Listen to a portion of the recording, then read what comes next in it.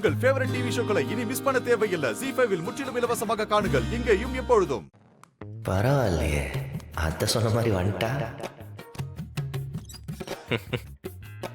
டே கிஷோரு, நான் கவுண்டர்ல கேஷ் வாங்கிட்டு போய் எல்லாருக்கும் ஸ்வீட் வாங்கிட்டு வா. எதுக்குண்ணா?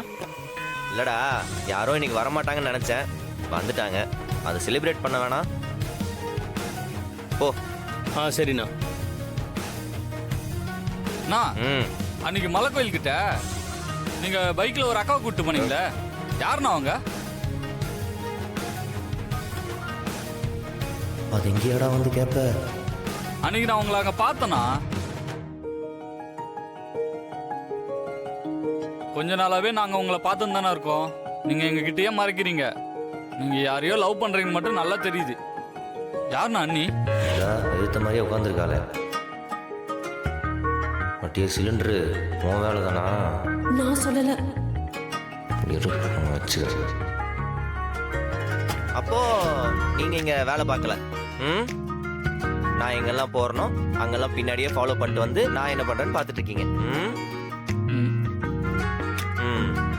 வேணா ஒன்று பண்ணலாம். நீங்க செஞ்ச இந்த வேலைக்கு இந்த மாசம் உங்க சம்பளத்துல இருந்து ஒரு 30% ரெடியூஸ் பண்ணிடுவோமா? ஐயோ அண்ணா, அன்னைக்கு நான் மலை கோயிலுக்கே வரல, உங்களையும் பார்க்கல, யாரையும் பார்க்கல. அது நான் கண்ட கனவுண்ணா. தெரியாம சொல்லிட்டேண்ணா, என்ன மன்னிச்சுக்கண்ணா ப்ளீஸ்ண்ணா. எல்லாம் என்ன நினைச்சிட்டு இருக்கீங்க? ஃப்ரெண்ட்லியா உங்கள்ட்ட பழகுறனால ஓவர் ஃப்ரீடம் எடுத்துக்கிறீங்களா? நானும் முதலாளி மாதிரி நடந்துக்கவா?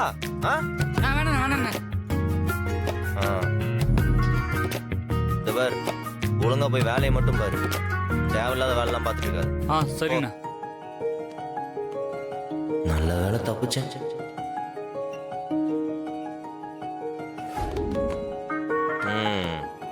நான் உன்னை கவனிச்சுட்டு தான் இருந்தேன். உண்மையை சொல்லிடுவேன்னு பயந்துட்டேன்ல. நான் அதுக்கு பயப்படணும்? சும்மா நடிப்ப போடாத. என்னை பத்தி என்ன நினைச்சிட்டு இருக்கா? அப்ப நான் உண்மையை சொல்லியிருந்தா உனக்கு பிரச்சனை இல்ல. சொல்லிக்கோ, எனக்கு என்ன பிரச்சனை? நான் ஒன்னும் உன்னை லவ் பண்ணலையே, அப்புறம் என்ன?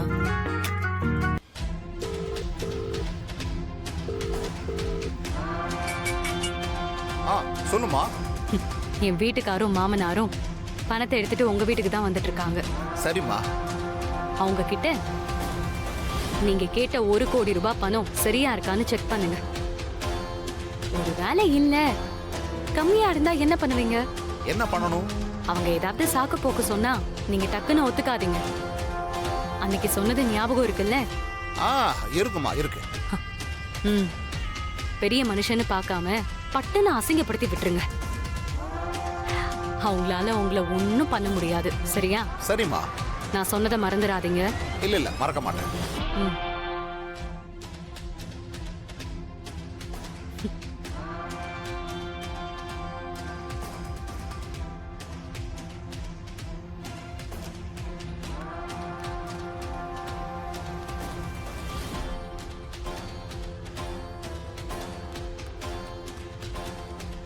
வாங்க வாங்க வாங்க வாங்க சம்பந்தி. வணக்கம். வணக்கம். வாங்க தம்பி. சௌக்கியமா? நல்லா இருக்கேன், உட்கார். குடுறேன்.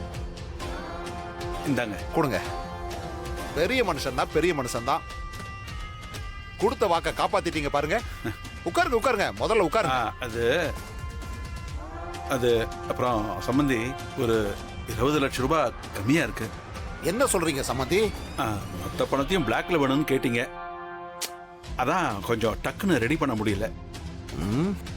இப்ப அதை வச்சுக்கோங்க, கல்யாணத்துக்கு முதல் நாளே பாக்கிய வாங்கிக்கங்க. என்னங்க நீங்க எனக்கு என்ன சும்மாவா கொடுக்குறீங்க, இல்ல வட்டி கொடுக்குறீங்களா? இவ்வளவுதான் இருக்குன்னு சொல்றீங்க. ஒண்ணுக்கு தானே கொடுக்குறீங்க.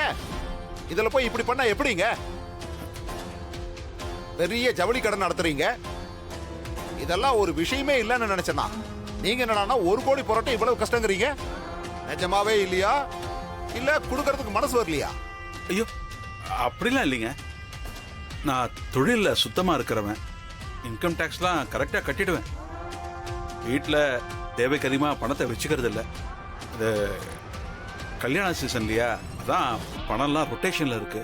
உங்களால முடியல அவ்வளவுதானே? அதுக்கே இப்படி மொட்டை காரணம் சொல்லிட்டு இருக்கீங்க. ஏய், யார பாத்து என்ன சொல்லிட்டு இருக்கீங்க? நீ கொஞ்சம் சும்மா இருடா. யார் அது? ஹலோ? ஹலோ, மாறன் தம்பிங்களா? ஆமா, நீங்க? ஆ, நான் வீராவோட அம்மா பேசுறேன் தம்பி. சொல்லுங்க சொல்லுங்க, எப்படி இருக்கீங்க? நல்லா இருக்கும்பா. ஆ, வீராவோட கல்யாணம் நெருங்கிட்டே வருது. கல்யாண வேலை வேற நிறைய இருக்குது.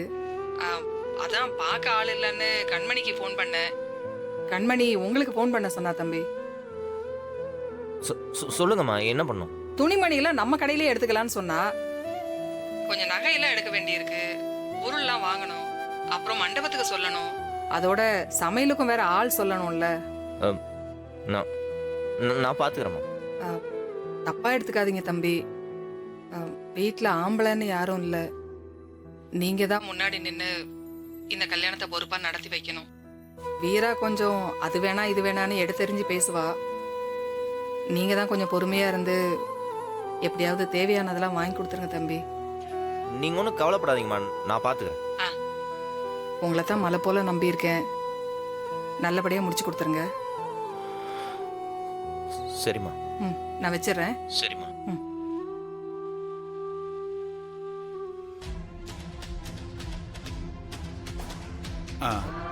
உங்களுக்கு 20 லட்சத்துக்கு செக் வேணா எழுதி தரேன், வாங்கிக்கோங்க. ராகவா, போய் செக் புக் எடுத்துட்டு வா. போடா, போய் டக்குன்னு எடுத்துட்டு வா. நீங்கெல்லாம் என்னங்க பெரிய மனுஷன்? அவன் 500 கோடி 1000 கோடியை வீட்டில் வச்சுக்கிட்டு அழுக்கு சட்டை போட்டுட்டு சுத்திக்கிட்டு இருக்கான். நீங்க என்னடானா 1 கோடி கூட ரெடி பண்ண முடியலங்கிறீங்க. இதுல பலன்னு பக்கட்டா ட்ரெஸ் போட்டா போதுமா? கொஞ்சம் மரியாதையா பேசுங்க.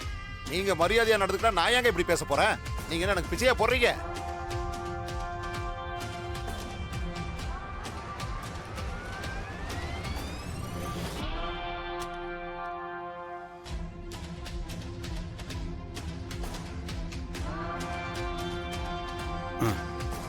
இந்தாங்க சமந்தி. வெளியே பெரிய டெக்ஸ்டைல்ஸ் ஓனர் ராமச்சந்திர அப்படி இப்படின்னு சொல்றாங்க. ஆனா பக்கத்துல வந்து பார்த்தா வெறும் லெட்டர் பேட் பெரிய மனுஷனாவல இருக்கீங்க. யார பார்த்து என்ன பேசிட்டு இருக்கீங்க? அவரை பத்தி என்ன தெரியும் உங்களுக்கு? அமைதியாக. அதான் தெரிஞ்சுக்கிட்டோமே. சொன்ன வார்த்தையை காப்பாற்ற முடியல, அப்புறம் என்ன? வேணாம், ரொம்ப தப்பா பேசுறீங்க, அப்புறம் நல்லா இருக்காது. அப்பா இருக்காரேன்னு பாக்குறேன், இல்லனா டேய் ராகவா, மரியாதையெல்லாம் கேட்டு வாங்க கூடாது தம்பி. நம்ம நடந்துக்கிற விதத்துல தானா கிடைக்கணும். உங்களால அந்த பொண்ணு வீட்டுல ஒரு உயிர் போயிருக்கு. அதுக்கு நீங்க செய்யற கைமாறு இதுதானா? அதான் பணம்லாம் கொடுத்துட்டேன்ல, அப்புறம் எதுக்கு தேவையில்லாம பேசுறீங்க? போஸ்ட் அடிச்சக்கால எழுதி கொடுத்துருக்கீங்க. அது பவுன்ஸ் ஆச்சுன்னா என்ன பண்றது? இந்த ஏரியாவை தாண்டா என்ன யாருன்னே தெரியாது. இப்ப நான் உங்களுக்கு 1 கோடி ரூபாய் பணம் கொடுக்கட்டுமா? ஜீ5 ஆப்பை டவுன்லோட் செய்து அனைத்து எபிசோடுகளையும் இலவசமாக பாருங்க.